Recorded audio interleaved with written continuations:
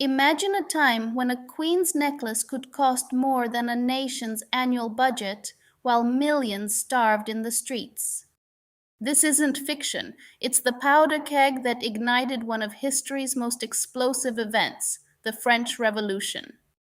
Today we're diving deep into 1789, the year everything changed, to uncover how a desperate people brought down an entire empire and reshaped the very idea of power. Before 1789, France was a land of staggering contrasts. At the top sat King Louis XVI and Queen Marie Antoinette, living a life of unimaginable luxury in the Palace of Versailles.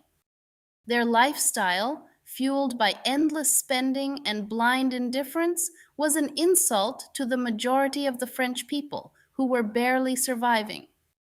French society was rigidly divided into three estates. The first estate was the clergy, the second was the nobility. Both enjoyed immense wealth, land, and paid almost no taxes.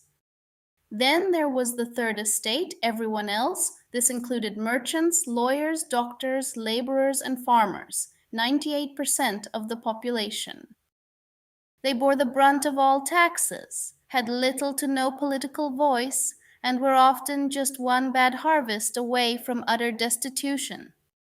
The ideas of the Enlightenment, talking about liberty, equality, and government by the people, had already taken root. Thinkers like Rousseau and Voltaire questioned the divine right of kings, suggesting that power should come from the people, not God. And right across the Atlantic, the American colonies had just won their independence, proving that an old order could be overthrown.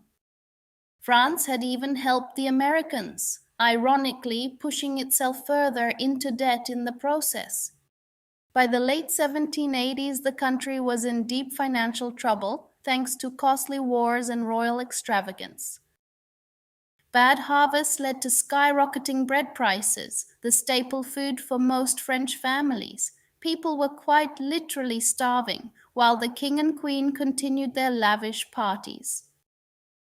This wasn't just unfair, it was unsustainable. The burden on the third estate became unbearable. They worked the hardest, paid the most, and received the least. The system was broken and the cracks were showing. In a desperate attempt to fix the financial crisis, King Louis XVI called a meeting of the Estates General in May 1789, something that hadn't happened in 175 years.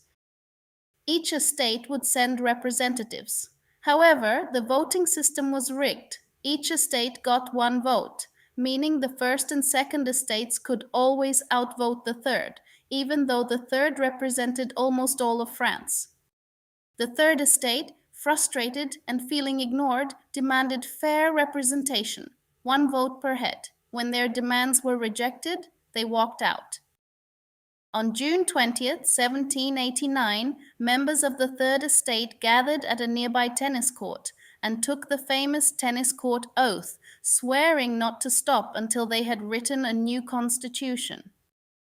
This act of defiance marked the birth of the National Assembly and signaled a direct challenge to the king's authority. The fuse was lit. Tensions in Paris reached a boiling point. Rumors of royal troops marching on the city filled the air. On July 14th, 1789, an enraged crowd stormed the Bastille, an ancient fortress used as a prison, symbolizing the king's oppressive rule.